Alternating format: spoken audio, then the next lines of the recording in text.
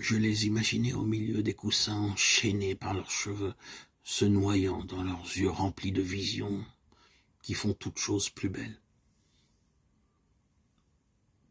De leurs épaules brillantes comme ointes d'huile, glissaient leurs robes. En hiver, la maison si vaste que nous pouvions la parcourir sans croiser et recroiser nos pas. Elle était comme un théâtre encombré de costumes extravagants, d'accessoires hétéroclites où nous nous déplacions avec l'aisance factice des acteurs. À travers les fenêtres closes, nous regardions les arbres, hallebardes, gris-fer, les plaines étendues terreuses, les collines mises à nu, les oiseaux carnassiers. Avec la tranquille sûreté des somnambules, nous partions en expédition dans notre domaine où, successivement, depuis des siècles, était entré le front couronné de fleurs d'oranger, les jeunes filles épousées non pour le plaisir, mais pour perpétuer l'espèce, et d'où elles étaient reparties femmes, le front couronné d'immortelles, après y avoir été exposées dans l'apparat de leur mort solitaire. Nous allumions les lampes, nous sortions des armoires, des jouets de bois peints, des livres lourds, de pensées religieuses, de beaux exemples, des poupées de chiffon, des torsades de cheveux noués, de rubans que nous enroulions autour des statues, des plantes aromatiques que nous brûlions au fond des plats de cuivre, des images pieuses avec lesquelles nous jouions à qui perd gagne. Dans les miroirs, nous regardions venir à nous les enfants du gel. L'ère de la comédie, des transformations était revenu. Nous n'étions ni objets, ni sujets, et pourtant nous étions sauvages et redoutables.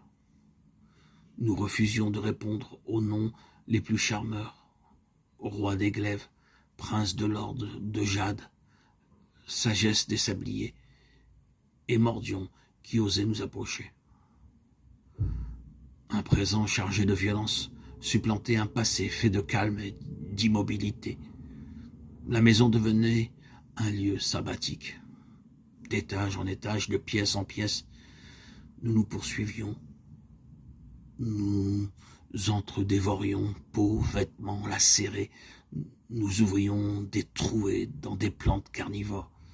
Oiseaux fous, nous précipitions contre des vitres semblables à des braises, boiteux, bossus, paralytiques, mains crispées sur les roues des fauteuils roulants.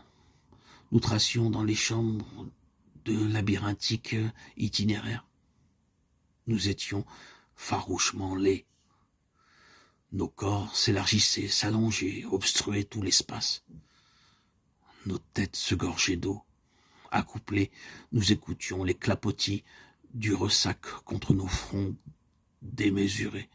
Nous observions le mouvement des vagues bleutées dans nos yeux où flottaient des poulpes noires. Pantins, enjeux cibles, nous étions des pestiférés. Des personnages masqués de cuir, gantés de cuir, nous présentaient des restes de nourriture. Nous nous lamentions, nous voulions disparaître afin de ne plus être. Et pourtant, nous voulions, avec la même force, continuer d'être. Sur notre passage, choses et gens étaient contaminés, détruits par des maladies inconnues. Nous étions présents à leur obsèque, nous étions de belle humeur, parés des ornements qui célébraient leur trépas, nous chantions, rions. Nos fauteuils, tel un manège bariolé, sonore d'un pot pourri de musique discordante, tournaient follement autour des tombes.